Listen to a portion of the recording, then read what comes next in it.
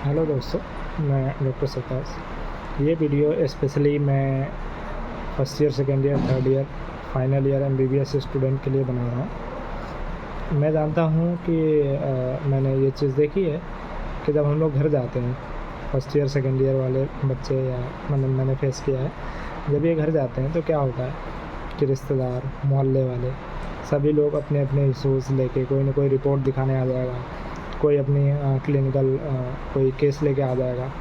तो ऐसे में आपको कैसे डील करना है? जब भी तुम्हें कोई पूछता है, कोई रिपोर्ट भेजता है तुम्हें, या कोई दवा पूछता है, तो क्या करना है? पहले सबसे पहले 2 क्वेश्चन ध्यान में रखना कि कोई बीमारी वो बता रहा है तो कब से है, इससे पता चल जाएगा। कितने दिन से है, क्रोनिक है कि एक्यूट है, ये पता चल जाएगा। कैसे हुआ, तो ये सीन थोड़ा पता चल जाएगा। कोई चीज़ उसके साथ हो रहा है तो वो किस वजह से हो रहा है, ये रीज़न पता चल जाएगा। उसके हिसाब से उसकी रिपोर्ट सारी देख लेनी है। मैं अगले वीडियो में बता रहा हूँ कि सीबीसी कैसे हो देखते हैं, एलएफटी, केएफटी, ये रूटीन जांच है, ये बेसिक होते हैं। इसके अलावा उनको बीपी ज़रूर पता कर लो। अगर वो कहीं पर्चे भेज रहे हैं तो उस पर बीपी देख लो। पर्चे पे क्या लिखा है उसको समझने की कोशिश करो, तो कुछ हद तक तुम बता सकते हो। सीबीसी देखना जो है बहुत ही आसान है। सीबीसी में कुछ ऐसा स्पेशल नहीं होता है। हालांकि शुरू में समझ में नहीं आता है कौन सा डाटा, कौन सा पैरामीटर क्या बता रहा है ना।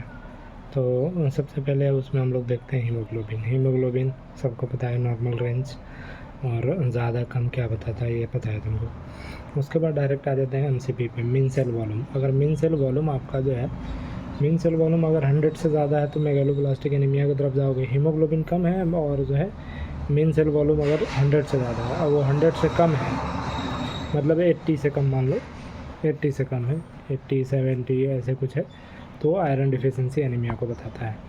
इसके अलावा एक आरडीडब्ल्यू होता है, वो भी आयरन डिफिशिएंसी एनीमिया को बताता है, वो बाद में मैं बता दूंगा। और मेंजर इंडेक्स का किसी टेस्ट रिपोर्ट में जो अच्छे लेबोरेटरी होते हैं वहाँ पे वो भी दिया रहता है, मेंजर इंडेक्स भी देता है। तो आयरन डिफिशिएंसी एनीमिया और थैलेसीमिया को डिफरेंशिएट करने के लिए उसको यूज़ किया जाता है। इसके अलावा अगर हम बात करें, टीएलसी देखते हैं, टोटल ल्यूकोसाइट काउंट देखते हैं। तो उसमें जो 5 हम लोग उसके जो सब टाइप हैं उस पर फोकस करना चाहिए। पहले तो टीएलसी की जो वैल्यू होती है वो 4000 से 11000 नॉर्मल होती है। 4000 से अगर कम है तो वो बताती है तुम्हारी वायरल इन्फेक्शन की तरफ जाएगी, वायरल पैथोलॉजी की तरफ जाएगी। और अगर 11000 से ज़्यादा जा रही है टीएलसी तो ये बैक्टीरियल इन्फेक्शन की तरफ सस्पेक्ट करोगे, है ना। ये चीज़ें हैं। अब उसमें भी देखना होता है, अगर वायरल हो तो थोड़ा सा जो कंपोनेंट है 5, उनमें अगर देखोगे तो जो वायरल होता है उसमें लिम्फोसाइट देखोगे बढ़ा हुआ है। और दूसरा अगर जो है वो है, क्या बोलते हैं, न्यूट्रोफिल बढ़ा हुआ है, पॉलीमार्फ का लिख के आता है, वो बढ़ा हुआ है, तो आपको ये समझना है ये बैक्टीरियल इन्फेक्शन की तरफ जा रहा है। तो सीबीसी में बेसिकली ये हो गया 2 चीज़, डब्ल्यूबीसी और हीमोग्लोबिन देख लिया, और इसके अलावा एमसीबी एक देख लिया।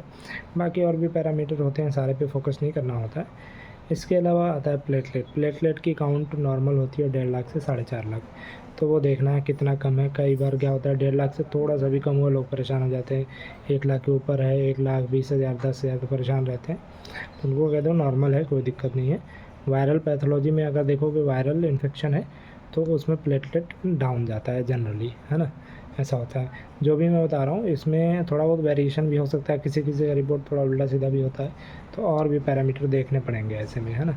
तो 3 चीज़ें बेसिकली सीबीसी में देखा करो, ज़्यादा कुछ नहीं देखना है अपने लेवल पे, इससे ज़्यादा कुछ उसमें नहीं बनाना है।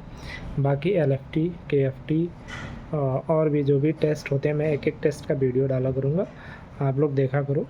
और क्या ट्रीटमेंट देना है ये भी मैं बताने की कोशिश करूँगा कि ओवर द काउंटर ड्रग, यानी जिनके कॉन्ट्राइंडिकेशन बहुत कम है उनको तुम सेफली बता सकते हो। मोबाइल पे भी बता सकते हो, व्हाट्सएप पे भी बता सकते हो।